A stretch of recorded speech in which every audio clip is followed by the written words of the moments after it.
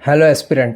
तर बघा, आज आपण सेंट्रल गव्हर्नमेंटची एक्झाम SSC CGL याचा एक रोडमॅप तयार केला आहे, जेणेकरून 60 दिवसांमध्ये आपण कोण्या प्रकारे या एक्झामला टॅकल केला पाहिजे. कारण आता या एक्झाममध्ये सेक्शनल टायमिंग हा एक मेन फॅक्टर आहे, ज्यामध्ये आता आपल्याला मॅक्सिमम मार्क्स हे कसे मिळवता येतील याकडे आपलं लक्ष पाहिजे. बघा, सर्वात मेन टॉपिक म्हणजे आहे इंग्लिश. कारण याचं वेटेज मेन्समध्ये खूप आहे. कारण मेन्समध्ये याचे 45 प्रश्न हे तुम्हाला पाहायला मिळतात.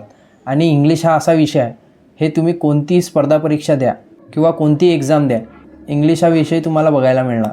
तर त्यामुळे इंग्लिशवर पकड ही कशी मजबूत करावी याविषयी आपण बघणार आहे. तर बघा, इंग्लिशमध्ये 3 मेन टॉपिक आहे: ग्रामर, वोकॅब आणि कॉम्प्रिहेन्शन. तर ग्रामर जर सोडला तर वोकॅब आणि कॉम्प्रिहेन्शन हे तुमचं 70% वेटेज कॅरी करते.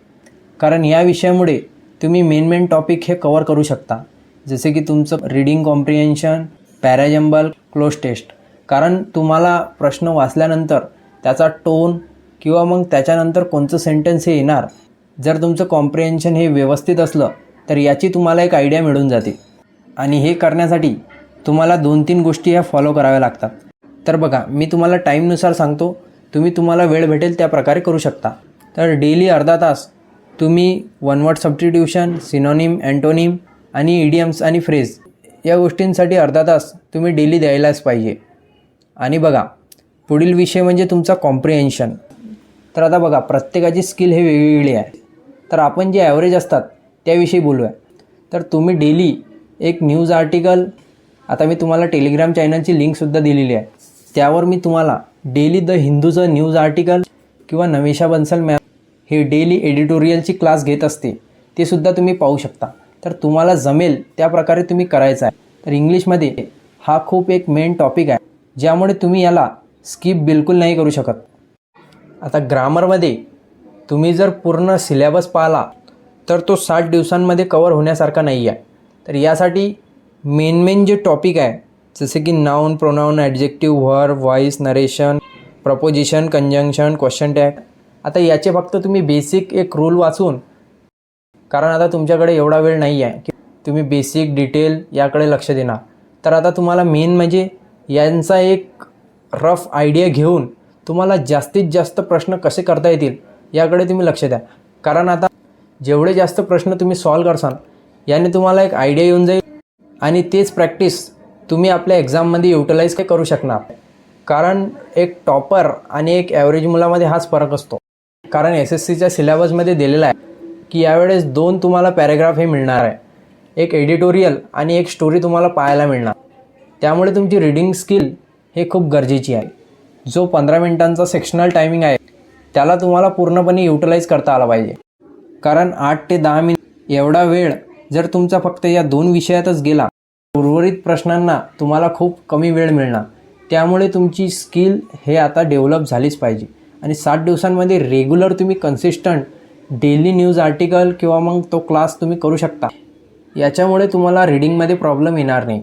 आणि एक गोष्ट विशेष म्हणजे रिव्हिजन हे तुमची झालीच पाहिजे, त्यामुळे ती तुम्हाला लाँग टर्ममध्ये कामी येईल. तर इंग्लिशसाठी एवढं पुरेसं आहे. आता तुमच्याकडे जसा वेळ मिळणार तर मिनिमम 2 ते 2.5 तास हे तुम्हाला इंग्लिशला द्यावेच लागणार. तर बघा, इंग्लिशनंतर सर्वात मेन टॉपिक हा मॅथ आहे. कारण मॅथसुद्धा तुम्हाला प्रत्येक एक्झाममध्ये पाहायला मिळणार. म्हणजे तुम्ही फक्त हीच एक्झाम नाही तर इतरही तुम्ही कोण्या एक्झामची तयारी करत असणार, मॅथ हा विषय तुम्हाला नक्कीच तिथं पाहायला मिळणार. तर बघा, मॅथमध्ये आता 60 दिवसात तर तुमचा सिलेबस कंप्लीट नाही होणार. कारण तुम्ही जर बिगिनर्स आहे तर अशक्य आहे. परंतु आज आपण एक ॲव्हरेज, तर आपण त्याविषयी बोलणार आहे. तर आता त्यांनी कसं 60 डेजमध्ये मॅथ तयार करायचं याविषयी आपण बोलणार आहे. तर सर्वात आधी तुम्ही हा चार्ट बघा. यामध्ये बघू शकता एक्झाममध्ये चॅप्टर वाईज हे किती प्रश्न कॅरी करता. हा 2022 पासूनचा डेटा आहे. म्हणजे 2022 पासून कोण्या चॅप्टरमधून किती प्रश्न येतात याचा डेटा.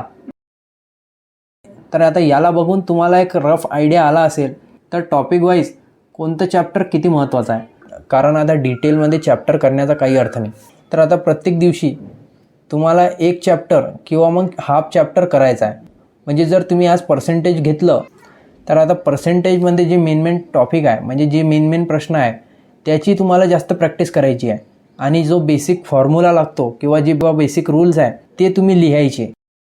तर आता या चॅप्टरसाठी तुम्हाला एक छोटी डायरी करायची आहे, कारण त्या डायरीमध्ये तुमचे बेसिक रूल आणि जे फॉर्म्युले आहे ते तुम्ही लिहायचे.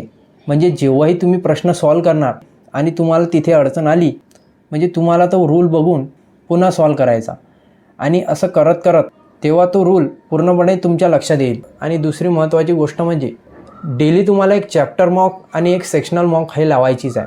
म्हणजे तुम्ही जर 2-3 चॅप्टर केले तर त्या चॅप्टरवरचे जेवढेही प्रश्न आहे हे तुम्हाला सॉल्व करून बघायचे आहे.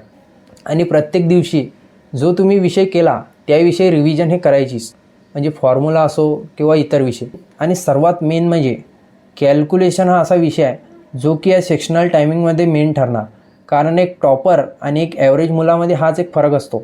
कारण तुमचे कॅल्क्युलेशन हे फास्ट असले आणि फक्त तुम्हाला काय मग फॉर्म्युला माहिती असला तर जो ॲव्हरेज मुलगा असतो त्याला तिथं बेसिकली 1-1.5 मिनिट लागून जातो. आणि जो टॉपरच असतो तर टॉपर हा पूर्ण कॅल्क्युलेशन न करता लास्ट डिजिटने ॲन्सर हे मार्क करतो. कारण जर तुम्ही पूर्ण प्रश्न सॉल्व करसाल तर त्यात तुम्हाला खूप वेळ लागतो. आणि ही गोष्ट प्रत्येक प्रश्नात नाही होत, कारण जिथे लास्ट डिजिट चेंज असले तिथे तुम्ही हा यूज करू शकता. आणि यात सर्वात मेन म्हणजे तुमचे मिनिमम 25पर्यंत टेबल, 30पर्यंत स्क्वेअर आणि 25पर्यंत क्यूब हे तुमचे तोंडी पाठच असायला पाहिजे. आता यामध्ये जर तुम्हाला आणखीन कोणती डिटेल पाहिजे तर ते तुम्ही नक्की मला कमेंटमध्ये सांगा. GK/GS आणि रिझनिंग याचासुद्धा जर तुम्हाला डिटेल मॅप पाहिजे असला तुम्ही कमेंट सेक्शनमध्ये आम्हाला कळवा. त्यावरसुद्धा आम्ही एक तुम्हाला डिटेल व्हिडिओ देऊ. तर चला भेटूया पुढच्या व्हिडिओमध्ये. धन्यवाद.